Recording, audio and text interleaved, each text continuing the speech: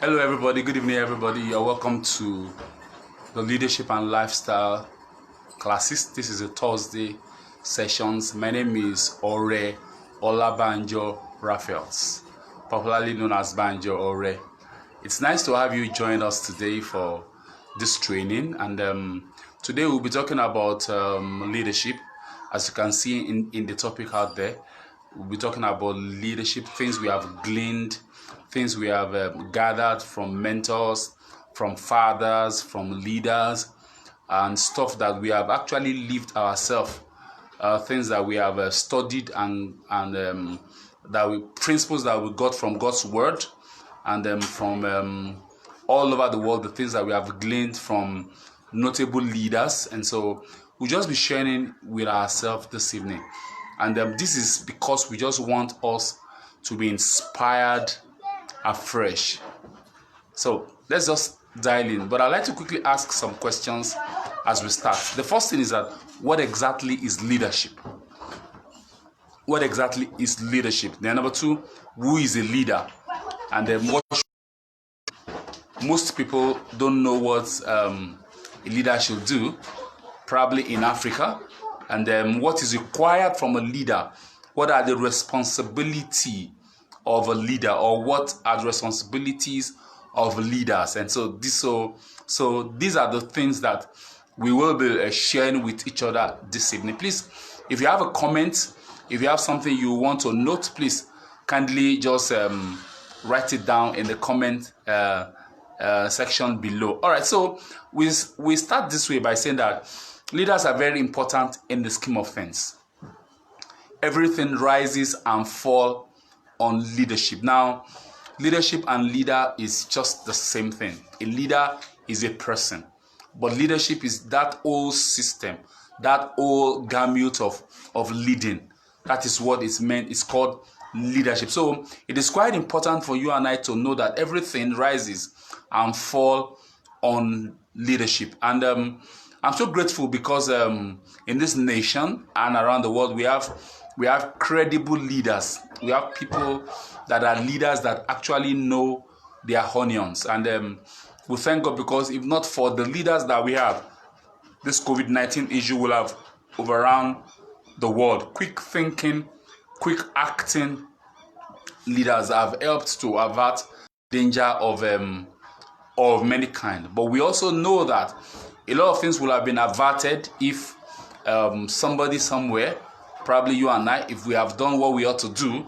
And so it is my belief, it is our belief that this evening, what we are going to share is going to further galvanize our wisdom and our strength in being the notable leader that God has destined you and I to be. You know, there's a scripture that talks about the fact that for the Spirit of God has not given us the spirit of fear, but it has given us the spirit of power, of love, and of a sound mind. So meaning that every leader should have a sound mind. A sound mind means a disciplined mind, a mind that is actively working even under pressure. And so for the fact that you are a leader and things don't work when there's pressure simply means that your strength might be little. And so we are not trying to downplay any leader here, but we are just trying to have an understanding about what that word is, leadership. And so leaders are very important people in the scheme of things, because things rise and fall on them. If they are a team of 40 people, there will be one person that will lead them. And you know that the decision of that person really matters in the scheme of things. Somebody said when there are 2 or 3 leaders in a place, that might be a double-headed monster, but that there is always going to be one person that will that the decision will fall on to make the final decision. So ask yourself, if you are that person, who is the leader that will decide if church worship or should not? What will be your decision? Ask yourself that. As a married man, if you are the one that will decide the school that your children would attend, what will it be? So being in a position of leadership is not something that is funny at all. because there's this particular word that we hear people say, that uneasy lies the herd that wears the crown. So first things first, we would like to say that leadership is not a chieftaincy title. It's not something that you are awarded because the person who is the kingmaker loves you. So leadership is not a chieftaincy title. And that is what we are yet to still fully understand and grasp in our country and in most of the third world nations. Most people, when they are leaders, and they think they can act with impunity, and they think they can behave or misbehave anyhow. So that you're a leader does not mean that it's something that has been awarded to you as a title that you can behave anyhow. I would like to preempt myself and quickly say that leadership is actually a responsibility. I like you to say that yourself, that leadership is a responsibility. And so leadership is not also bought. It's not something that you buy off the market. It's not something that you buy on eBay. It's not something that should be bought. It's something that should be earned. So meaning that if you know anybody, I don't know the people that you know that are buying leadership with money, that tells you that probably they are not sure of themselves as good leaders. And that's why so many people are misbehaving and messing up, because they actually bought the position that they are in. One of the weakest forms of leadership globally is the positional kind of leadership. We all know the leadership guru John Maxwell, who spoke about 5 levels of leadership, and he spoke about the first one being the positional kind of leadership. And I also I affirm to this that people who are pushed or who are helped into a position to be a leader might not necessarily be the best kind of leader that exists, because when you are a positional leader, there are things that you might not be able to do, because you are a leader not because you earned the trust of the people, or not because you have been able to do a lot of things, but you are a leader because you know somebody, or you are a leader because somebody knows you, or you are a leader because of the affinity of somebody you know to somebody that is in the corridor of power. And so, but of course, there are so many fantastic people that are in the positional leader and that are actually doing well. And there's a lot of them that are actually doing well. So if you are a leader by position where you are, probably you went outside the country and you did a fantastic course in Harvard, and you had you had the first class, and you came and you were made the head of a company. And it might interest you to know that in your first year in that company might not mean that you are a leader. Of course, you are a leader, but some people have spent 20 years there. So you are a leader because of the courses you did and because of the school that you went to. And I'm not faulting that. I'm just saying that there are leaders and there are leaders. There are leaders who, when they leave school, they got a top job somewhere. And there are leaders that have spent like 25 years working in some place. I remember a place where I worked. The first year when I worked there, I had a car, and the man that was supposed to train me told me that he'd never had a car until after 25 years of working in that same company. And so you see us people like me there, we work majestically. Our grammar is fantastic. We dress very well. But that other man, his grammar is bad. He doesn't really dress fantastically, but he has more knowledge about the job. So if we are talking about technical depth at the place of performing our task, that man was superior to us. He was more of a leader than we are.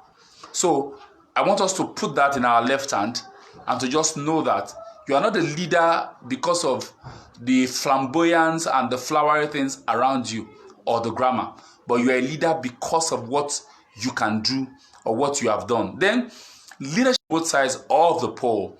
Some people, when they lead, they are dictators.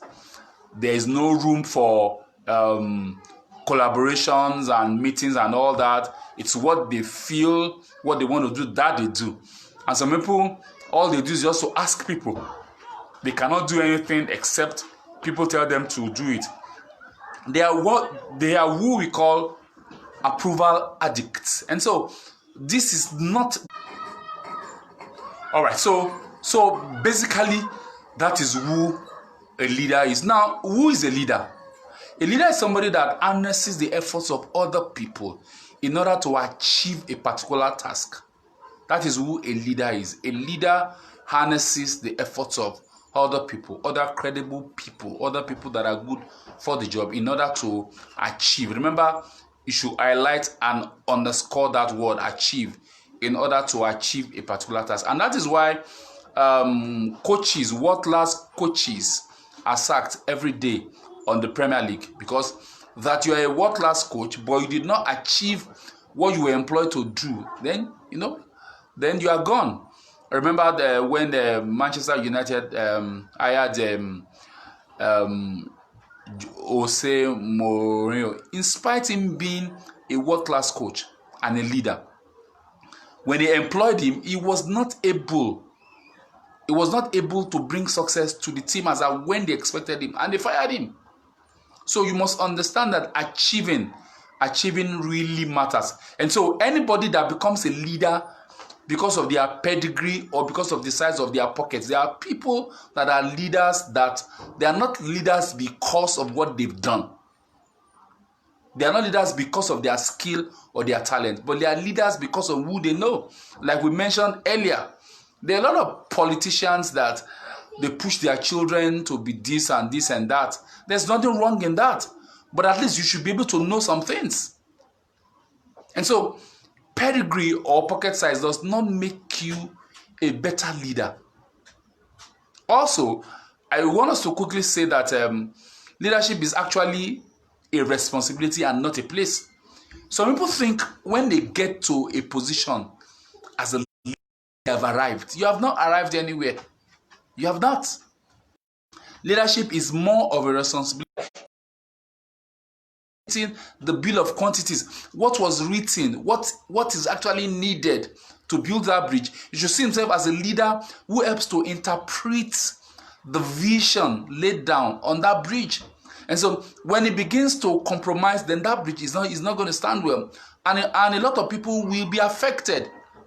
The bricklayer should see himself as a leader when he's called upon.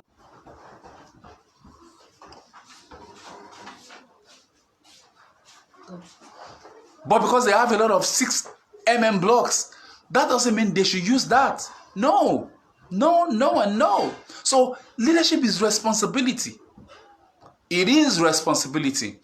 If you need to build with 2 portions of gravel and a bag of cement, and you are using 1 portion of gravel, that is not being responsible. That is not acting responsibly. So we need to have an understanding of what leadership is. Leadership is not taking advantage of those that are under you, those that you are supposed to be harnessing their efforts. Instead of you harnessing their effort, you are sowing discord in their heart. When I was in pastoral school, we had an individual who will go around and just sow discord in our hearts about our set man. He will just sow things. He will read a book and he will interpret the book and tell us that this is not happening here. Now, that kind of person cannot be a great leader. Even though he appears to have the figure of a leader, but that kind of a person will not be an effective leader. A leader is somebody who is responsible for his actions and the actions of other people. A leader does not cobalize the people under him. Praise the Lord. So it's important that we know all these things. So the people we call leaders they should add positive value to their constituent, to their society, and to their sphere of influence.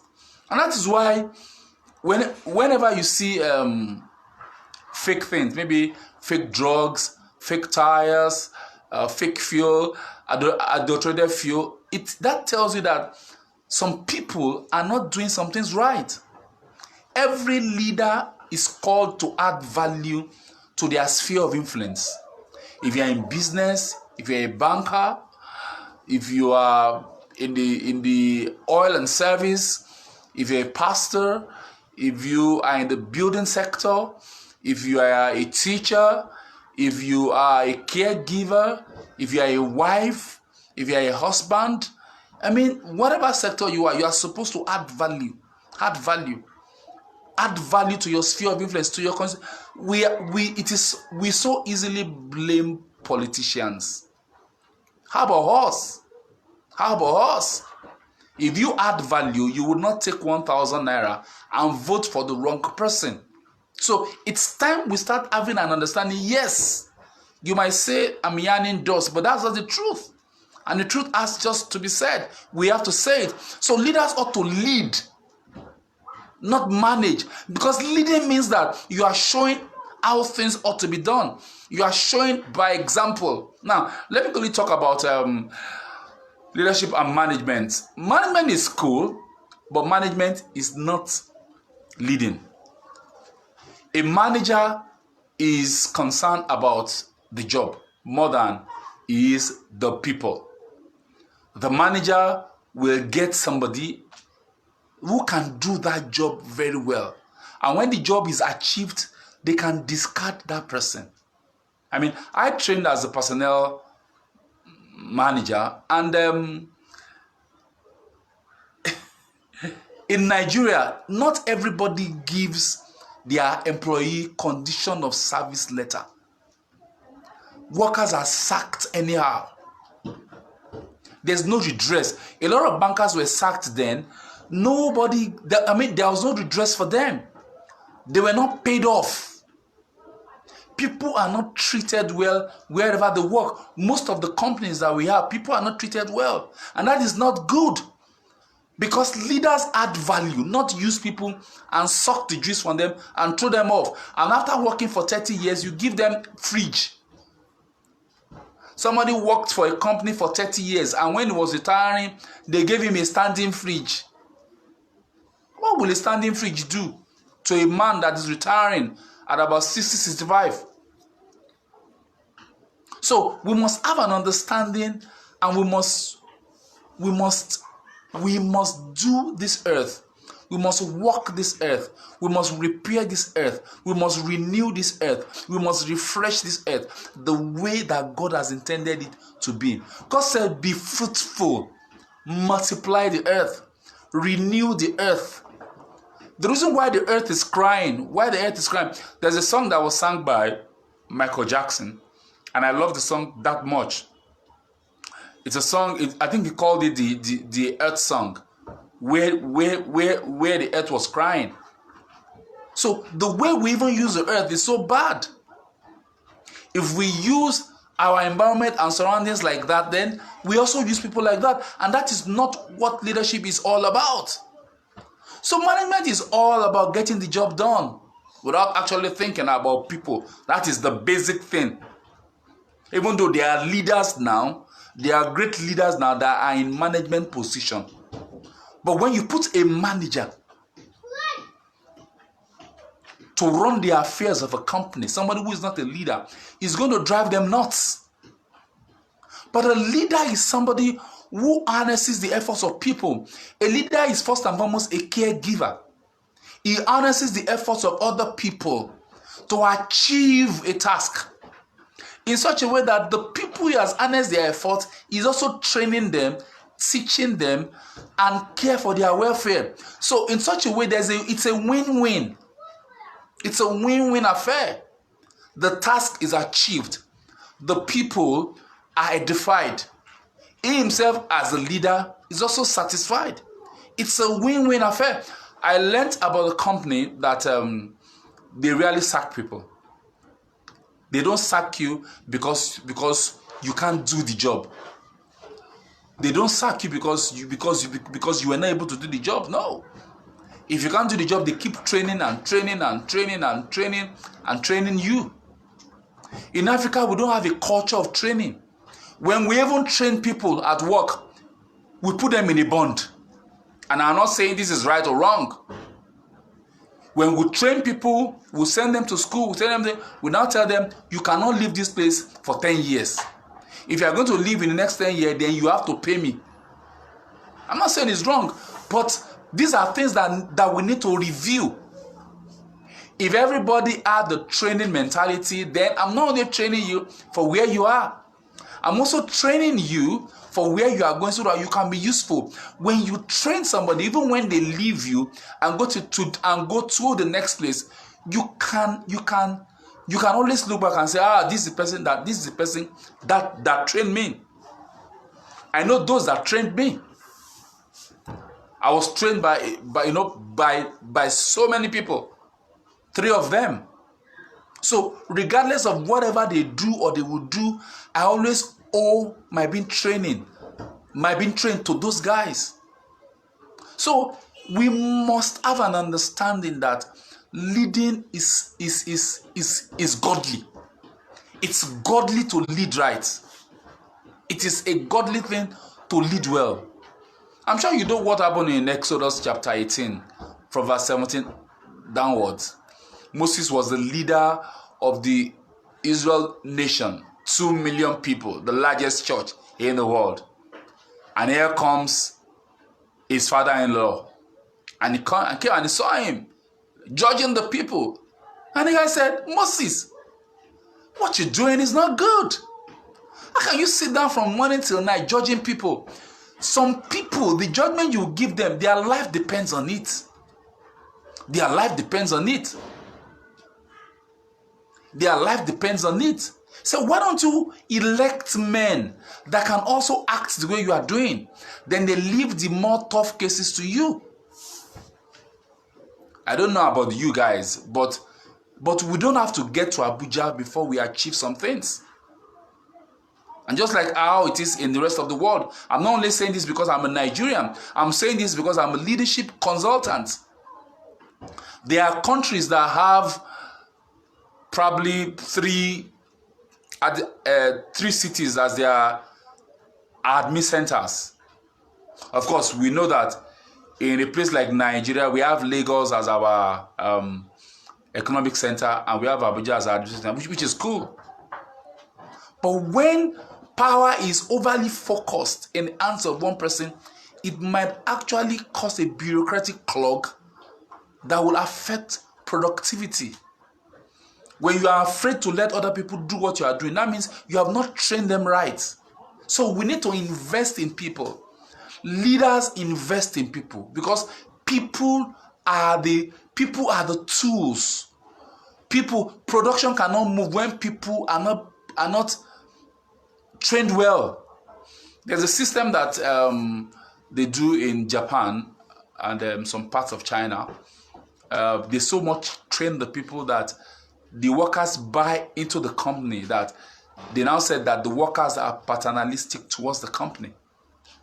The workers even adopt the name of the company as their own. And so they go to work, they work because the profit of the company is also theirs. They have been made to know that the more they work, the profit does not only go to the head, but in most climes, that is the capitalist now. No matter how much you work, it's the CEO that gets the best. It's your company. I'm not saying it's wrong, but to get more people to work for you and to add your quota, to renew and to refresh the earth, we need to lead right. This is what leaders are. This is what leadership is all about. Leaders are visionary. They are deliberate. They see a vision and they craft a mission to achieve it. If you are a leader, you must have a vision and you must craft a mission to achieve what you have seen. Because if there's no mission, you are just running around in circles. until you are able to appropriate and to step down what you have seen into goals, you will not be able to run it well. You will have panic attacks. Panic attacks. You will think you are not doing anything. So, but when everything is put in mission, in goals, then you are able to achieve much. So, I think the problem with us is that we are not leadership inclined. Should be. And leadership is not a secular thing. It's a godly thing. It is a godly thing. Genesis chapter 1 verse 26, 27, 28. God created everything and I said, now let us now make man in our own image, in our own likeness. He didn't make them like somebody else. Man could have been like a goat or be like a lion or be like a snake. But God said, now let us now make man in our own image and likeness. And he breathed into them. God made another speaking spirit. And so God made us to reflect himself. So we are the reflection of God. Hallelujah. God gave the world him, us. So the I am of God is in us. But we don't want to do that. We don't want to replicate ourselves into other people. We prefer to do the job of 10 people instead of training 10 people to do our job. If 10 people can do your job, things will be faster. But we are afraid that they will run away. Of course, they will run away because that is how it is. But we need to learn it. There are companies that actually allow people to come in from lower entry, and people are encouraged to work because they can make partnership in the company. So meaning that you can work in a company and later you can own a part of that company. So in spite of your salary, you can also get other dividends, other perks.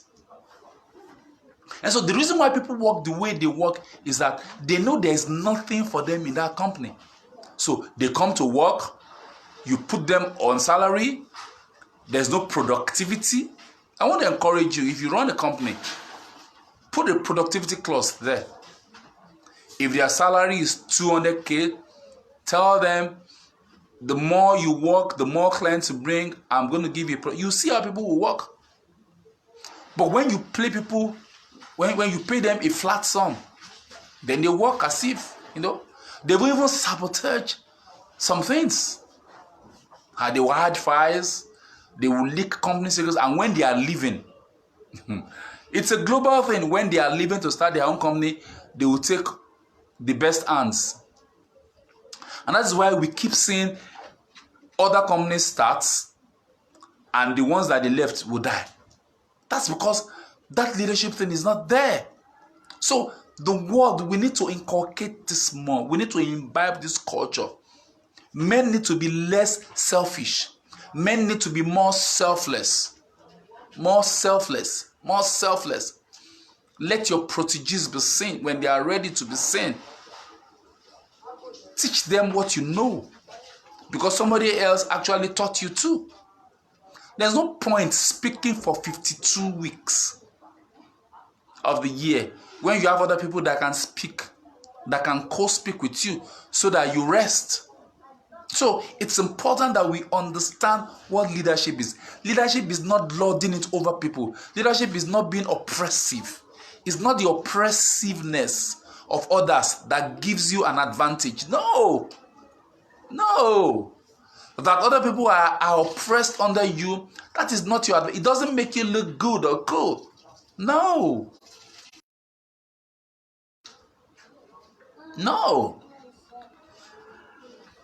I saw a company restaurant, and I'm not, now this is my opinion. I saw a company, where the senior staff eats and the kind of food they give them is different from what the junior staff eats. And I begin to, at the junior staff, I don't know. The senior staff, those ones just push pen and just some things. It's the junior ones that actually do the physical work. They are the ones that actually need meat. They are the ones that need meat and the good food. But the senior staff, they give them all the steak, they give them all the caviar, they give them all the meat and everything. And they just give the junior ones just concussion and one stew that's not too good. It is said that a general that does not adequately equip its general, a general that does not adequately equip its soldiers, is just setting up himself for destruction, because one day the soldiers will turn on him. And I don't want to mention names. There are a lot of leaders around the world that their guards have killed them. The guards just turned on and just killed this person and the other day, So if you don't treat the people guarding you well, they will become enemies in a hand. They will become enemies to you. So we need to learn to treat people right. It shouldn't be all about you or what you can gain. It should also be about the people and achieving the task. There are great leaders in this country. Great leaders. Great leaders. Great leaders. I would have loved to just mention some of them. Great leaders. Leaders like Sam Adeyemi, Matthew Ashimolowo. I mean, these guys are leaders. With the way they talk, with the way they speak, the depth of their curriculums. All right. So it is necessary that we understand the cycle of life. That's how God made it. Is live and let live, not live and let die, not live and kill other people. It's the cow eating the grasses, and the cow dropping dung on the grasses, and water coming, and the grass is using the dung as manure, and the grass is growing up well, and the cow eating it well again. That's how it should be. Where you nourish other people with value, with care, they will in turn nourish you back. I heard a story about a man called it's a very popular man in this country, so I would not like to mention his name. The man lived big. He's dead now. He lived big. He had servants that would carry his clothes and stuff. He had things, but he had a servant that was very loyal to him. They had their own family name. When that man died, he did not train his children to know the things that he did. But the servants knew. So the children grew up and started selling the properties. And asked me the question, who started buying up the stuff? The servants. The servants knew the businesses of the man. So the servants started buying up the businesses. And so that is what is happening right now in the world. When you try to suppress a people, these people will find a way of living out their dreams. If you refuse them to get white-collar jobs, they went for sports. They went for entertainment. See the blacks all over. And they became popular, they became billionaires, and now, see what's happening now. And so, when you lead sectionally, when you lead because of what you will gain, this is what happens. So, if you're out there and you're a leader, I'd like to encourage you to take another look at your leadership playbook. As a businessman, see what you do as adding to the society, even as you gain profit from it. It shouldn't be all about you. Make sure what you are giving to people is qualitative. Let people be able to pray for you.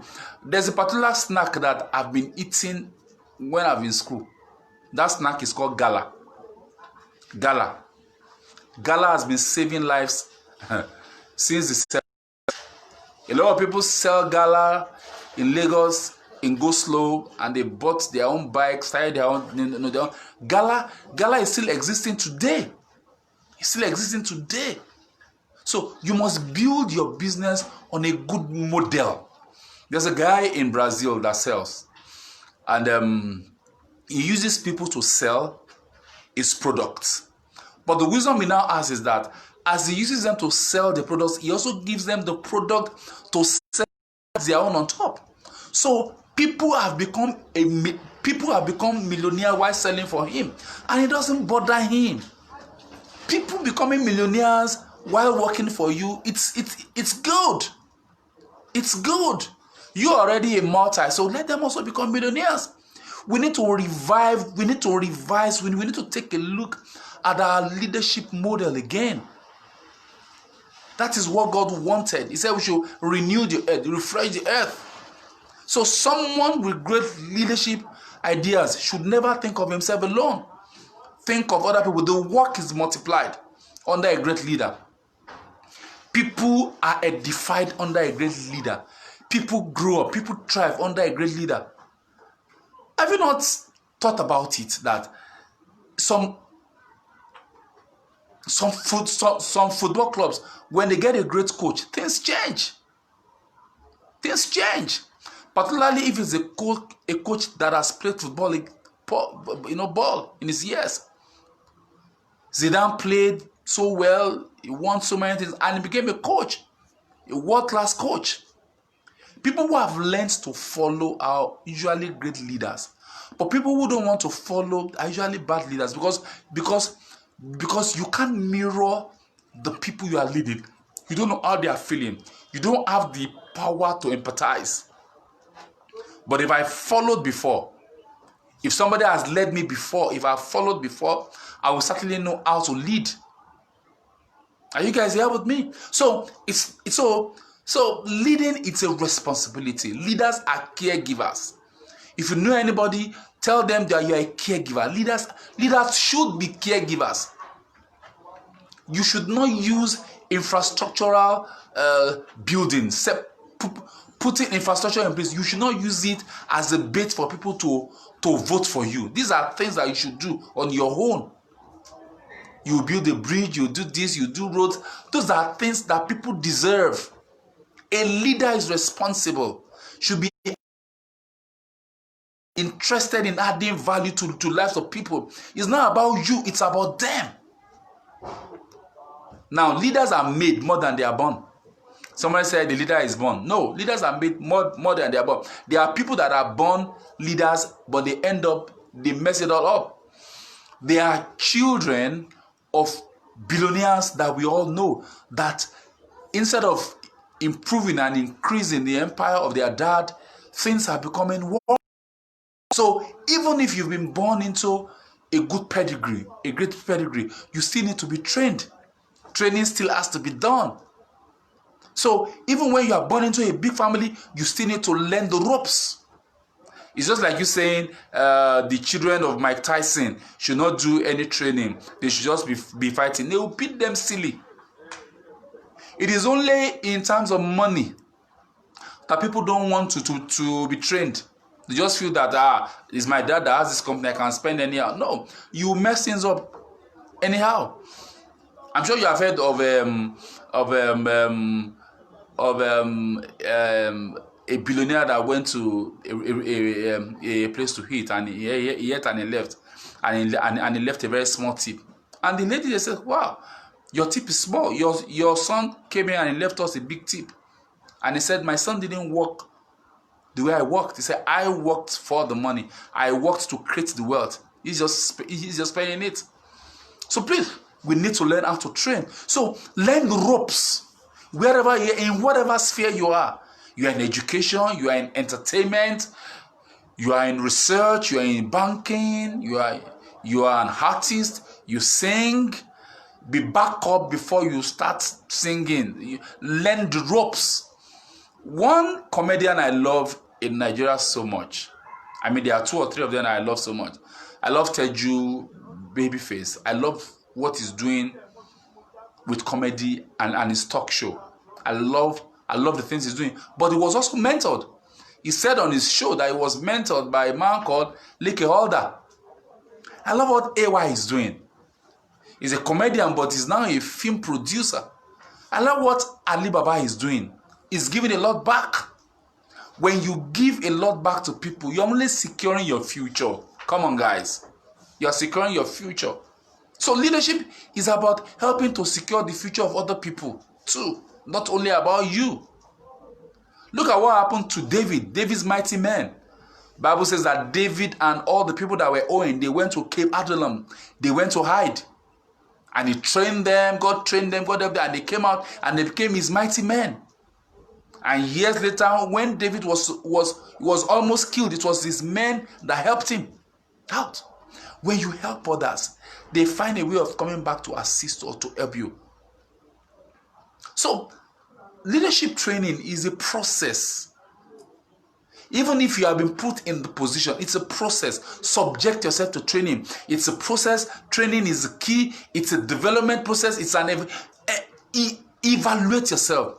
Retraining is key. Don't just stay where you are. If you have ever seen the videos of Michael Jackson as he prepares for a concert, it will amaze you. He has voice trainers, he has choreographers, he has different kind of people. They share ideas. But in the third world country, you see them. You just see so much arrogance.